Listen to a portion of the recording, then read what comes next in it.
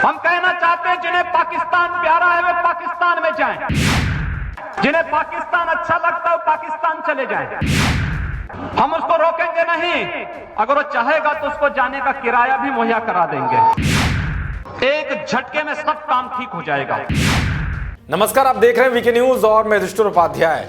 नागरिकता कानून की विरोध की आड़ में किस तरह से दंगाइयों ने सरकारी संपत्ति को नुकसान पहुंचाया वो तो आपने देख ही लिया होगा।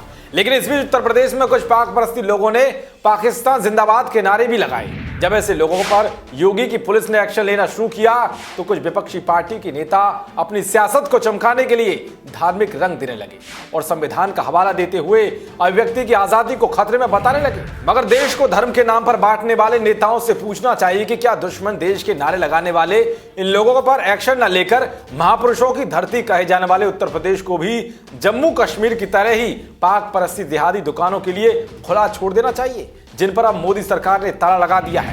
क्योंकि दशकों से स्वर्ग की जमीन कहे जाने वाले जम्मू कश्मीर को पाक परस्ती अलगाववादियों ने नफरत के बीज बोकर जिहादी खेती उगाने का काम किया। क्या ऐसे लोगों को देश में रहना चाहिए जो नमक तो खाते हैं भारत का और उनके दिल और दिमाग में सिर्फ और सिर्फ पाकिस्तान की इबादत रहती है। इन सब बातों का जिक्र इसलिए कर रहे हैं क्योंकि उत्तर प्रदेश के मेरठ में नागरिकता कानून के विरोध की आड़ में जब कुछ पाक परस्ती लोगों ने पाकिस्तान जिंदाबाद के नारे लगाए तो मौके पर मौजूद एसपी अखिलेश नारायण भड़क गए, जिसके बाद तमतमाए एसपी सिटी ने ऐसे गद्दार लोगों से कहा कि अगर तुम्हें पाकिस्तान पसंद है तो वह चले जाओ। कहाँ जाओगे? इस गली को मैं ठीक करूंगा। मौका दिए ना, नहीं वो तो ठीक है, जो काली पट्टी है पीली पट्टी हाँ नहीं गलत बात है, तो बता रहा हूँ उनको तो पाकिस्तान चले जाए। फ्यूचर काला होने में ना लगेगा सेकंड डबल के एक सेकंड हम सब कुछ काला पट्टी नहीं, जिंदगी भी काली इतना ही है। नहीं गलत बात है, देश में नहीं रहने का मन है चले जाओ।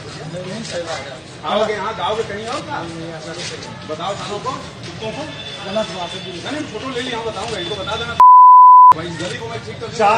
चार थे फोटो हो गई अभी पूरी बात देखते हैं। मुझे याद हो गई, याद रखना। जब मुझे याद हो जाता है ना तो नानी तक मैं पहुंचता हूँ, याद रखिएगा आप लोग।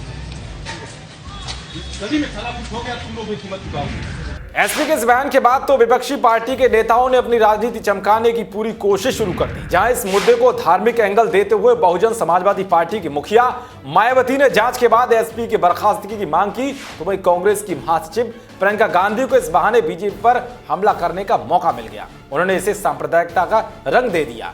मगर जब प्रियंका गांधी कानून को ताक पर रखकर बिना हेलमेट पहने स्कूटी पर सवार होकर धारा 144 लगे हुए इलाके में खुलेआम दबंगई दिखाती हैं तो तब इन्हें संविधान याद नहीं आता। लेकिन सच ये है कि देश के साथ गद्दारी करने वाले ऐसे लोगों पर सरकार को कड़ा एक्शन लेते हुए उन्हें सबक सिखाना चाहिए कि देश में रहकर आतंकी देश की भाषा बोलना हमारे देश के खिलाफ है। तो वही अब योगी सरकार के फरमान के बाद मेरठ पुलिस ने पाकिस्तान जिंदाबाद नारे लगाने वाले गद्दारों पर राजद्रोह का केस दर्ज किया है, जिसे लेकर अब इन लोगों के होश उड़ गए हैं। ऐसा माना जा रहा है कि यूएपीए के तहत सरकार इन पर कोई बड़ी कार्रवाई कर सकती है, क्योंकि यूएपीए के कानून के मुताबिक किसी भी तरह से आतंकी गतिविधियों में शामिल संगठन या व्यक्ति को आतंकी घोषित कर सकती है। यहां तक कि सरकार सबूत नहीं होने की हालात में भी सिर्फ शक के आधार पर ही किसी को भी आतंकी घोषित कर सकती है। अब देखना यह होगा कि जिन पाक परस्ती लोगों पर राजद्रोह का केस दर्ज किया गया है उन पर आने वाले समय में क्या कुछ कार्रवाई देखने को मिलती है। योगी सरकार जिस तरह से इन दिनों दंगाइयों और पाक परस्ती लोगों पर कड़ा एक्शन ले रही है उस पर आपकी क्या राय है, कमेंट बॉक्स जरूर बताएं। देश और दुनिया की तमाम खबरों को पाने के लिए देखते रहिए वीके न्यूज। शुक्रिया।